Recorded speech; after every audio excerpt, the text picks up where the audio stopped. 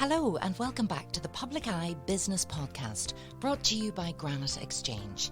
I'm your host, Sarah Travers, and throughout this series I'll be speaking with local entrepreneurs and business owners to learn more about how their companies have come to be, to gain insight into their growth, and find out how they continue to innovate. So wherever you get your podcasts from, remember to keep an eye out for all new episodes and subscribe to stay up to date. Hello and welcome back to the Public Eye Business Podcast, brought to you by Granite Exchange. As always, I'm your host, Sarah Travers, and throughout this series I'm speaking with local entrepreneurs and business owners to learn more about how these companies have come to be, to gain insight into their growth, and find out how they continue to innovate. So wherever you get your podcasts from, remember to keep an eye out for all new episodes and subscribe to stay up to date. Well, today I am actually a little bit in awe at the minute. I am joined by sporting royalty, really, by Lady Mary Peters, founder, of course, of the Mary Peters Trust. And Lady Mary, you are so welcome to the podcast studio. Oh, it's so nice to be here, Sarah. It is lovely to have you in the studio. Obviously, I have watched you and all of Northern Ireland has just supported you all of these years. But for those who maybe don't know or need a little reminder, I'm just going to go into a little bit of background first. So, Lady Mary Peters is a Northern Irish former athlete best known as a competitor in the pentathlon and shot put. After moving to Northern Ireland when she was just 11 years old, Mary trained as a domestic science teacher before competing in sport. Now, this ultimately led to Mary winning the women's pentathlon gold medal 50 years ago in the 1972 Summer Olympics and setting a world record that still stands today. Mary has been an inspiration to so many people throughout Northern Ireland and further afield, and she really brought people together in those very dark times and times of trouble through her sporting triumphs. We really could get behind her. Now, the Mary Peters Trust, which really Mary is here to talk about today, was established to create an ongoing and meaningful commemoration of her gold medal win. The Mary Peters Trust are Northern Ireland's leading sporting charity, and what they do is they help young people, both disabled and able-bodied, achieve their sporting dreams and ambitions. They also work with corporate businesses to help support athletes in Northern Ireland. The Trust has given over 4,000 young people the opportunity to pursue their sporting dreams and represent this part of the world around the globe. My goodness, Lady Mary, when you actually sit there and you hear somebody do an introduction like that, what an intro. And so hard to believe that it's 50 years since you wowed the world in Munich. I know, it's amazing, but please just call me Mary P. I'm proud of being a lady, but I don't. Do you not like the title? Well, I find it embarrassing. Oh, do you? I'm only me. Aww. And, sport brought me wonderful opportunities. I mean, I've travelled the world and made great friends, and I still keep fit and healthy, and I just want to give the opportunity to the young people that you've been talking about to emulate my success or to continue in their sport, to enjoy the fitness of it, even if they don't become successful as I was. But, there are ambassadors. They're the future of this country. And if they've been dedicated in sport, they can go on to be dedicated in business and in life. So if we talk a little bit about the journey, first of all, I can't have you in the studio and just talk about all that you have achieved, but when did your love of sport start? I had an older brother, 3 years older than me, so everything he tried to do, I tried to do better. Have you any brothers? I've no brothers, I have a younger sister, okay. But we were competitive too. Yes, you do become competitive. And so we, even as children, we were brought up during the war years in Liverpool, and we used to run across the fields and climb trees and jump ditches and do all that. And then we came to Northern Ireland, and I competed in the Ballymena intermediate school sports and won the best all-rounder. And at the age of 11. So it was lovely to take a prize home to my mum. But when did you realise that maybe when did somebody else realise that you had something that was a little bit special? Well, after being in Ballymena for a few years, my dad was given promotion in his insurance job, and we went to Portadown. And the headmaster there was an Englishman who respected me as an incomer and looked after me as a new girl in the school in fourth year. And we were playing cricket badly one day, and he came across and he said, "Mary, there's an athletic coach in the other field. I think you should go and join the boys." So that was good news. And did you find that you were often with the boys? Yes, Right. yes. And having a brother, it was no issue or no problem. No problem at all. So this man called Kenneth McClelland was a student at Stranmillis who had been a former pupil and came back to coach. And so he started helping my brother and I to do better within our own abilities and encouraged us. And then one day he said to me when I was 16, "Would you like to try a pentathlon?" And I'd never heard of it. Who had? Well, even now, I'm ashamed to say I had to Google just to see what the sports are involved in pentathlon. Does it actually exist anymore? No. Maybe at junior level, but no, it's the heptathlon, which Katarina Johnson-Thompson does, and Denise Lewis and Jessica Ennis, who have been so successful in sport. But in those days, there were no pentathlons, and this was the first Northern Ireland Championships, which was being held in Ballymena. And there were two very famous hockey players called Thelma Hopkins and Maeve Kyle.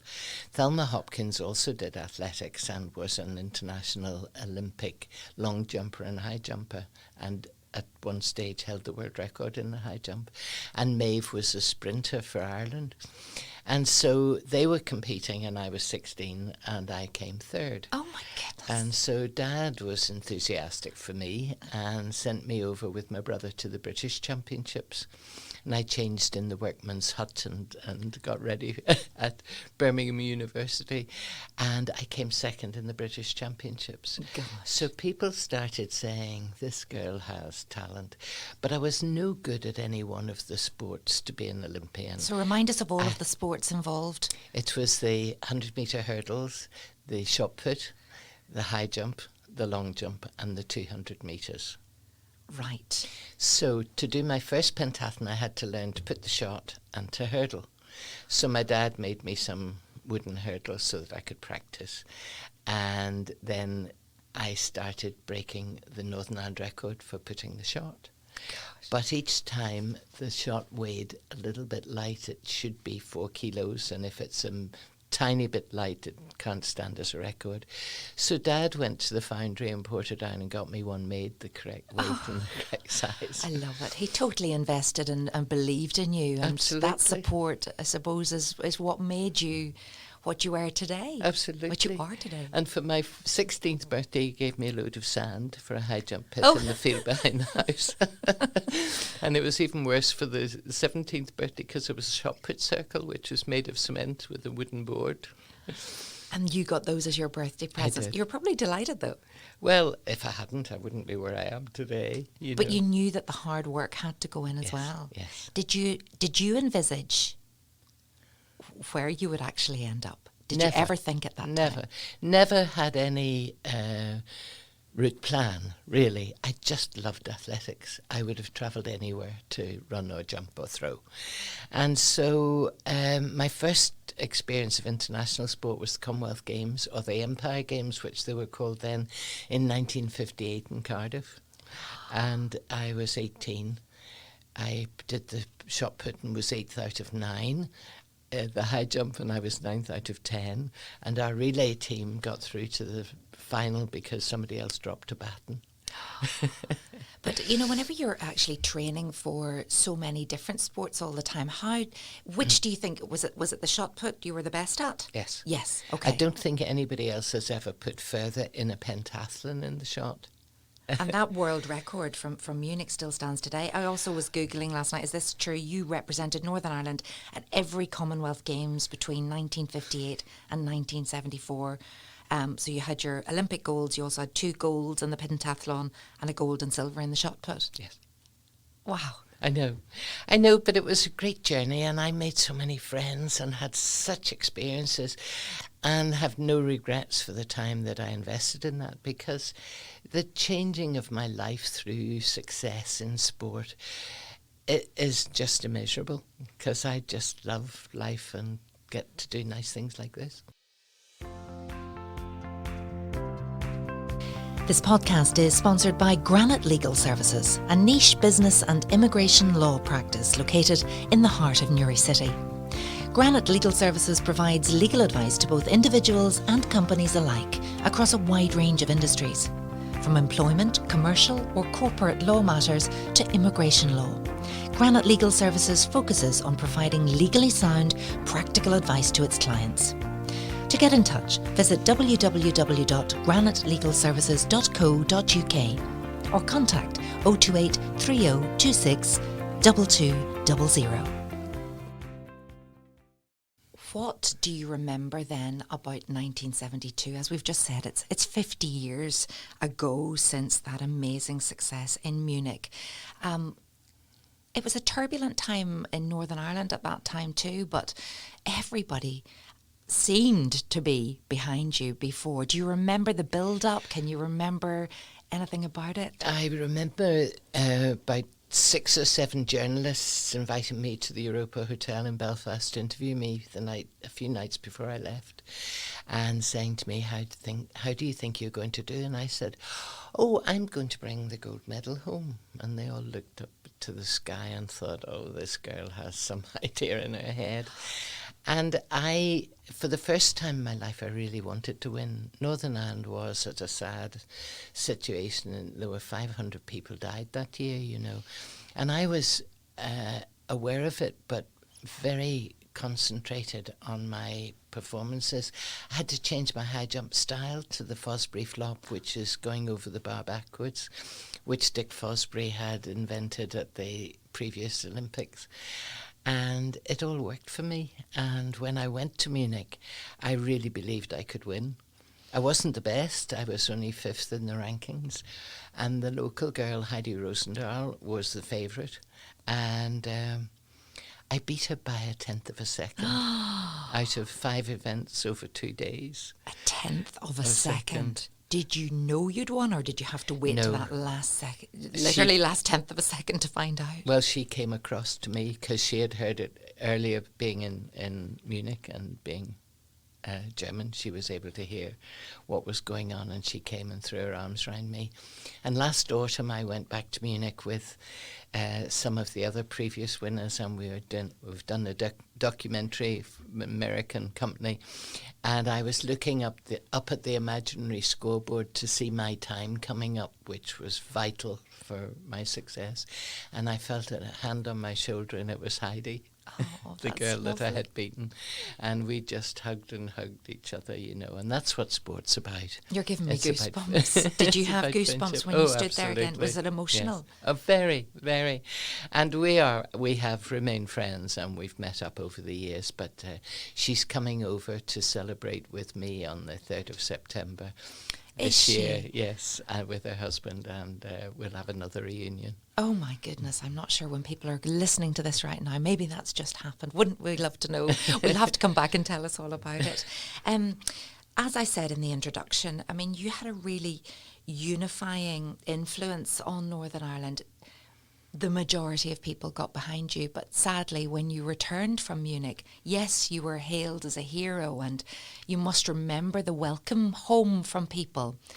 I loved it, but at the night that I won, a message came through the BBC that if I came home to Belfast, I would be shot and that my flat would be bombed. And my father had turned up from Australia. He's been living out there a number of years, and he had turned up, and I hadn't any idea he was there. Gosh. And they brought him out live on BBC television. And then we went to this party in the British Olympic Association house, and I felt some unease, and I said to my coach, what's happening? And he said, nothing you need to know about. And then they told me that they had told my dad, and he wanted me to go back to Australia with him, but of course I was coming home. So it was a difficult time, and there was a lot of security when I came home. But, nobody was going to harm me. I was only an Olympian. I wasn't involved in any politics or anything related to the Troubles. And I wanted to bring some good news home. And was there anything else? Do you think that was just a one-off call? Because Absolutely. as I said, the majority of people, well, they just adored you, didn't they? And you were such a positive message from Northern Ireland at that time. Well, I felt that, and I was able to go up the Shankill and down the falls and collect money for the running track, which now exists as the Mary Peters track, which was my idea of a legacy for my success. And as a result of that, I had a lot of publicity, and that's how we set up the Mary Peters Trust, which is so important to me, that we can have the next generation being as successful in sport. So how did that actually come about? Because you started it back in, a couple of years after 72, so in 1975. That's right. Well, we couldn't collect for two charities at the same time. I was collecting to build the track, and so we called it the Ulster Sports Trust at that time, because it didn't conflict with the Mary Peters Track Fund. Of course. And a man called John Moore from Coleraine decided that it would be a good legacy and that he would like to support it, and gave us some money to set up the trust. And then it has just grown and grown like topsy over the years. And as you said, we've helped 4,000 young people get on the rostrum to success. We have Commonwealth, World, European, Olympic champions that we have supported, and Paralympians. And go on, drop some names there, Mary, because you've got quite a variety of people, all sorts of wonderful names there. Well, Graham McDowell, when he was going off to an American university, we gave him £1,000, which in those days was a lot of money, and he always remembers that. And Alan Campbell, the rower from Coleraine, and he got an Olympic medal, and we bought him a boat to make him successful. Carl Frampton, Paddy Barnes, Michael McKillop, who has 5 Paralympic gold medals, and I've run out of counting. Bethany Firth's swimming medals, incredible. Another Paralympian swimmer. And we have Jimmy Kirkwood and Stephen Martin, who won gold medals in the Seoul Olympics. We supported them in their early days. And it's hard for young people, especially if there are more than one in the family, for the family to be able to support them. So we try and help as many as we can. We give about 150 bursaries every year. We've people playing hockey and netball and soccer and surfing and athletics, every sport that it's possible to support. They put in an application, and they have a liaison officer with their governing body.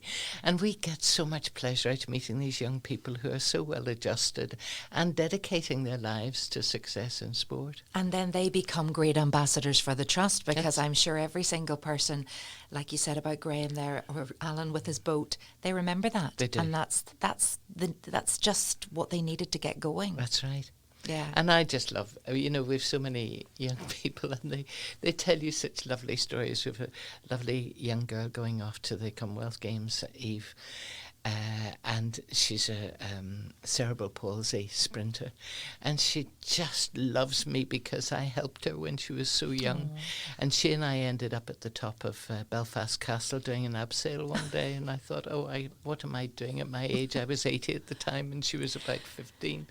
And I said to her, if you can do it, I can do it. And Mary, you don't look 80 at all. I actually think you get younger. There must be a portrait in the attic somewhere. You look fabulous. And obviously, your joie de vivre, your energy levels, do you feel they're the same as they were before? Do you feel any different being 80? I feel absolutely amazing. I did end up in January with a problem, forgotten the name of it now, but it gave me a weakness in my muscles, and I was feeling very poorly. But I've overcome that with medication, and I'm feeling wonderful again. Thank goodness. And no sign of slowing up at all, even though it's 50 years. This anniversary, this is a big year for you and the Trust. It is. And you've set yourself a few targets, haven't you? Well, a few years ago I decided I'd raise $1 million so that there would be a legacy and there would be some money to invest in the future when I'm no longer here. But then because of the pandemic, we weren't able to collect money, so it set us back because you can't give out money and not bring more in.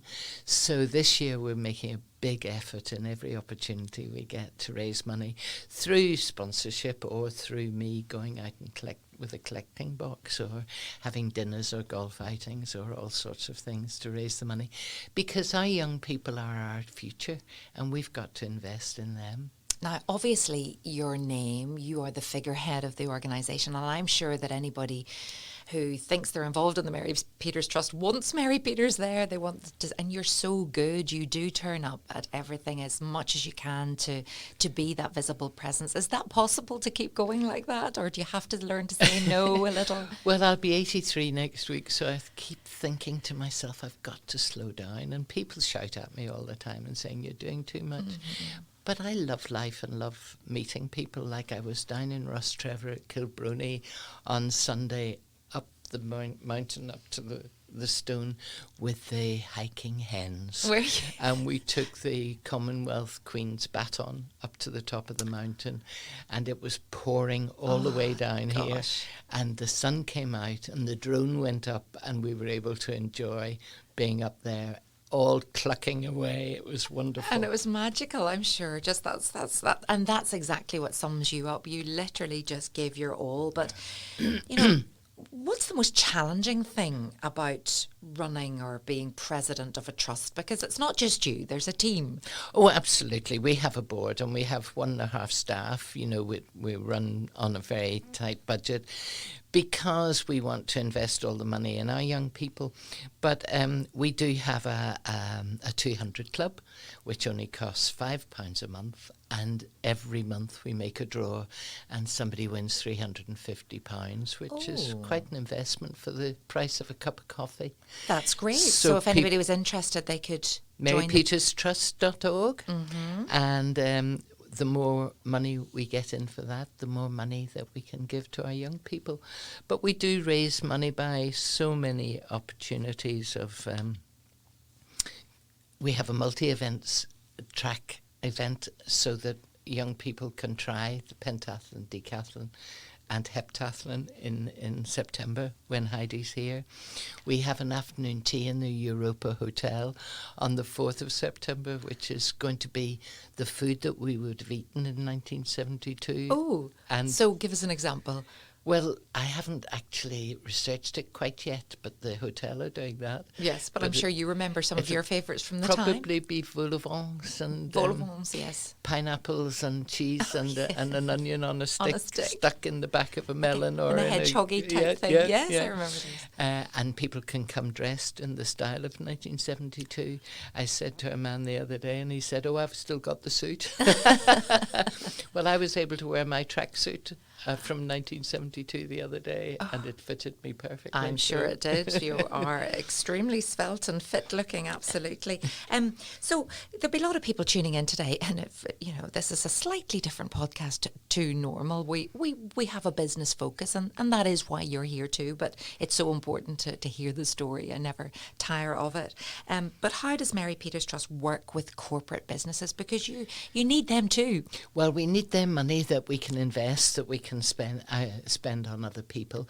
And so many companies in Northern Ireland have supported us over the years. It's hard for me to name any one, because then you might leave somebody out. No favouritism. No, it's okay. That's right. Fine.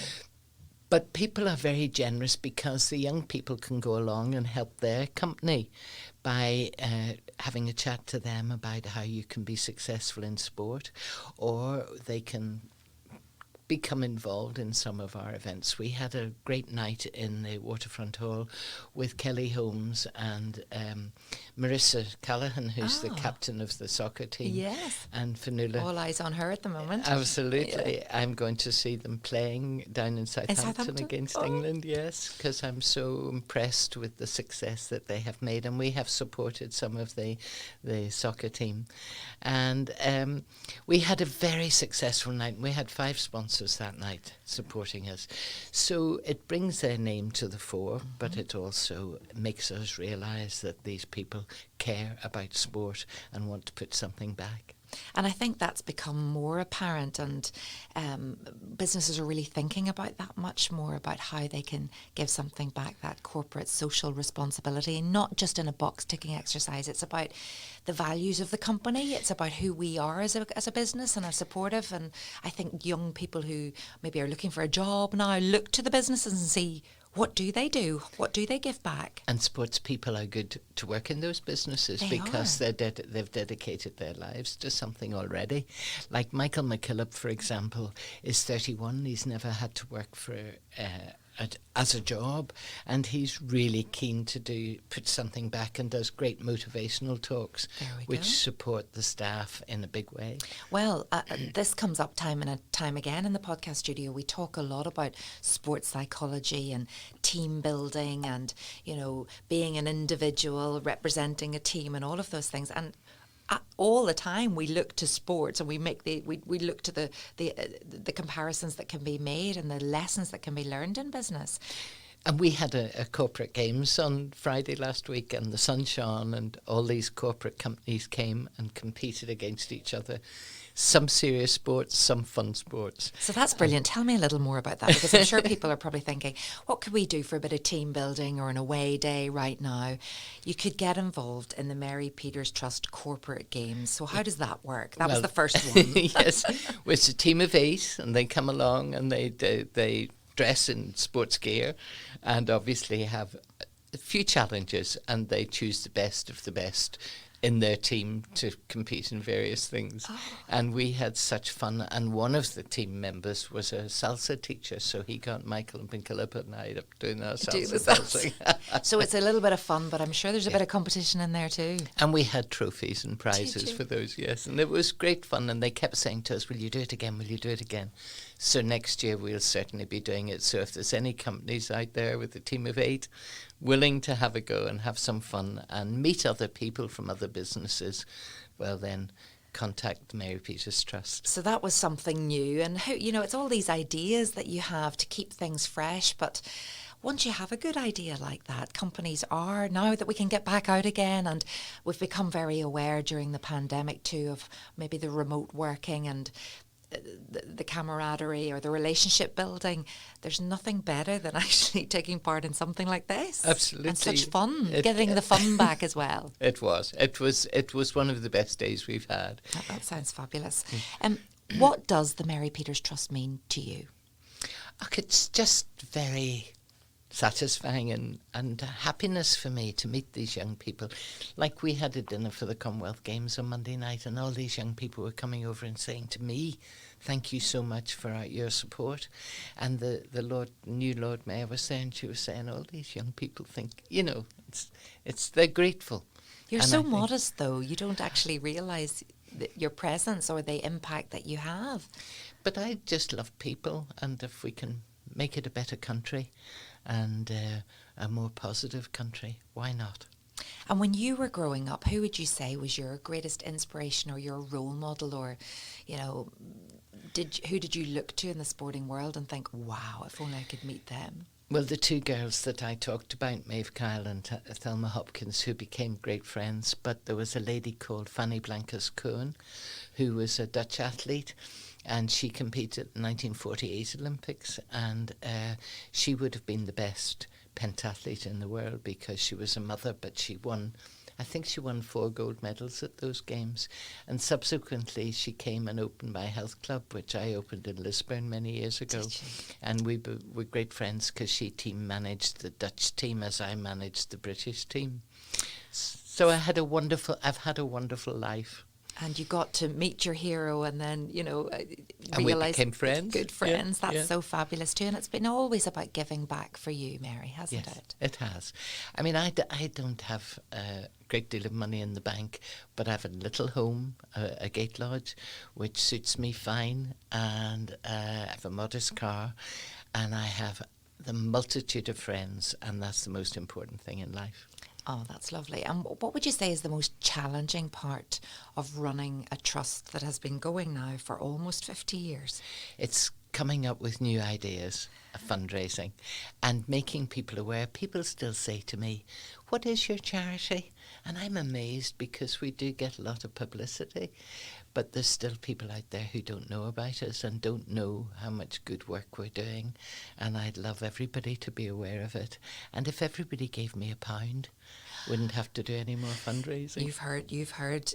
Lady Mary needs £1 from everybody, so we all have to donate today, and it obviously makes such a difference. And I suppose the world as well, it seems like a very unstable place again, and for so many, but sport allows you to perhaps step back. I'm even thinking of Ukraine and looking at the Ukrainian athletes or actors that have left the country and the support that they get from other people around the world. There is something incredible in sport, whether you're watching or you're participating. Absolutely, and look at how many pages there are in the newspaper of results of sports success.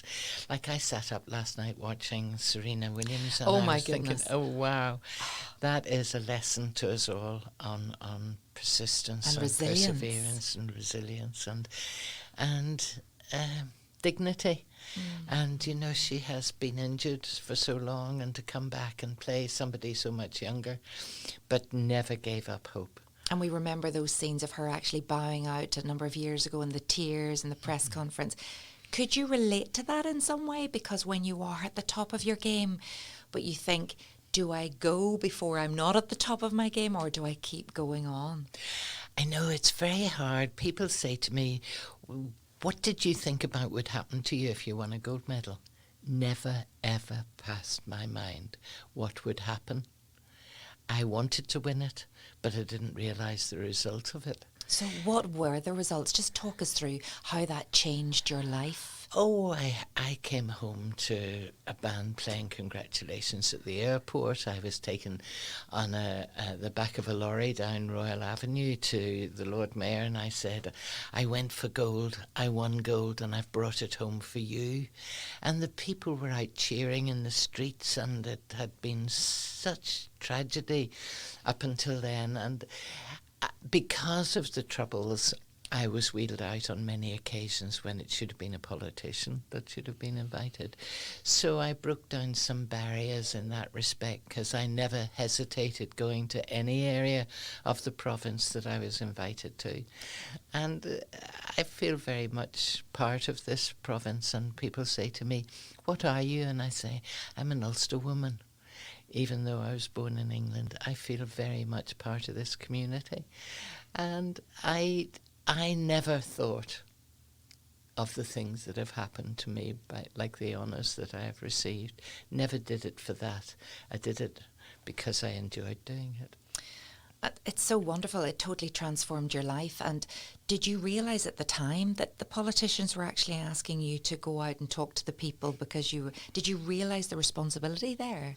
No, I just loved it. Did you? Because it gave me chances to do things that I'd never done before. And when we look at politics and politicians today, and they're still not agreeing, where do you think we are in Northern Ireland right now? Oh, I feel sad that we're at a loggerhead again. But I was standing at the bus stop one day, not that long ago, and a man from the other side of the street shouted at me, Mary Peters for First Minister. I was just going to say. I said, oh no, please don't say that to me. I'm honest. Yeah, because actually I'm sure doing the job would be very different Yes. than, so you never want to be a politician. Never, no. But you do such great work, and you're still continuing to do that for others who maybe won a gold medal. Yes, no one can ever take that gold medal away, but maybe they drop back a little bit. They don't have the same profile over the years. And sport as well. You talked about Serena there last night. You sort of look at Martina Navratilova. 40 really is the age where it stops. How hard is that, do you think? I know you haven't had that experience because your profile has remained, but do others talk about that? I don't know. We're having a reunion of the 1972 Olympic team, and there won't be that many of us there because a lot of people have passed away, But I have had, I just think, I don't really know how to answer that question. I'm just happy that I'm still here and able to do what I'm able to do. Yes, I know. You definitely know your purpose in life. You were definitely sent to do this. Do you get any downtime at all, and what do you like to do in your downtime? Gardening is my passion at the moment, but it's been raining so much that it's got a bit out of hand. I do some patchwork quilting when I have time, and I have a lot of friends, and we walk as often as we can. Beaches, mountains, towpaths, wherever we can go. We try and vary it so that we enjoy a different part of Northern Ireland each time. And obviously keeping fit is still massively important to you. You've just talked about the walking, but if anybody's listening today, what's your advice for ageing well and keeping fit and keeping active? Keeping friendships. That's vitally important. Enjoying life and doing something each day that gives you pleasure. And if it is keeping fit, as you get older, you can do exercise at home. I did a series for HNI of exercises for the elderly, and lots of people enjoyed that. There's opportunities to dance or to swim or to do whatever is within your capabilities. They play walking football now in some of the leisure centres, and that's for the older generation of men, Brilliant. Women are playing I think it's called pickleball, which is a combination of tennis and badminton. So it's over a net, but it's at a slower pace. So there's great opportunities there. The leisure centres are there to be used, and they're very popular. But go and see what's available to you. And it might be that you just want to go into the gym, do a few weights, walk on the treadmill, but the best is getting out in the fresh air, I think, and I think so too. enjoying. Yeah, and keeping moving and keeping those friendships and relationships, which, as you said, can be hard as you get older and you lose people. But Mary, what do you think now? Just looking back, we're coming to the end of the podcast now. You've got so much coming up now, full of memories, full of nostalgia. What are you most excited about? Probably our final dinner, which is going to be on the 2nd of December, a gala event. And then I can perhaps step back a little bit, maybe go and visit my family in Australia and just enjoy the rest of my life. Absolutely, Mary. And can you remind people again, if anybody's listening, any businesses interested in partnering with the Trust, interested in finding more about the 200 Club, interested in the corporate games, what can they do and how can they donate? Oh, they can do it through the marypeterstrust.org, or they can send it to me personally. Just Mary P. Belfast. And it'll get there. The postman knows you very well, I am sure. Now, the purpose of this podcast, and I ask this question to everyone, is to inspire existing business owners and ambitious entrepreneurs to grow their businesses. But what advice would you give to people who may have an idea, even if it is a trust idea, but have no idea where to begin or are unsure as to whether the risk is worth taking? They can speak to me personally, or they can get in touch with Gillian Hetherington, who is our Chief Executive, and we can help them design what might be most appropriate for their business to come on board and help the next generation of young sports people that Northern Ireland can produce. Because when they're successful, it puts a smile on everybody else's face. Just like you do, and you're smiling in here, lighting up this podcast studio. I wish we were actually in vision today. Lady Mary P., thank you very much for being on the Public Eye podcast. Join me next time. I'm going to be joined by Paulina Hawthorne from Diversity NI.